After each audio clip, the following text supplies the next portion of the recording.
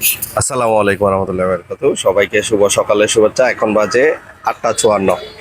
আমার দাদা সানোয়ার মোটরসে এসেছিল গতকাল রাতে, এখানেতে ইয়েছেন। দাদা, আপনার নাম? নিপুলাল বড়ুয়া, দাদা কোত্থেকে আসছেন? রাঙামাটি, মাইনি লঙ্গুদু রাঙামাটি।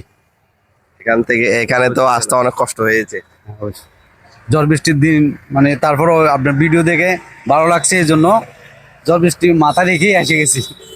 এত কষ্ট করে যে আসছেন, আপনার কষ্ট কি সার্থক হয়েছে না ব্যর্থ হয়েছে? না, আমি আমার মন মতো গাড়ি পেয়েছি, এবং কি মানে অন্য অন্য জায়গা তো দেখছি, তার চেয়ে আমাদেরটাই বেটার। প্রাইস কেমন ছিল?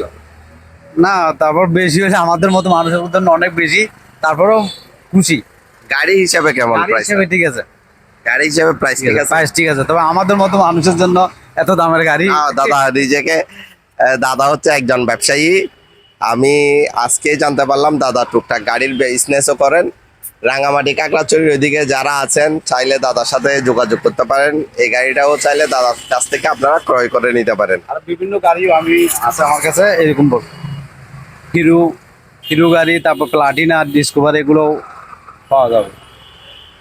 দাদার মুখ থেকেই শুনেছেন আপনাদের কাছে প্লাটিনা, হিরো হোন্ডা, ডিসকভার এইসব টাইপের গাড়ি যেগুলা লাগে, আপনারা রাঙামাটি কাকড়াছড়ি থেকে যারা ছোট গাড়ি খুঁজেন, চাইলে দাদার সাথে যোগাযোগ করতে পারেন। আমি দাদার নাম্বারটা দিয়ে দিব।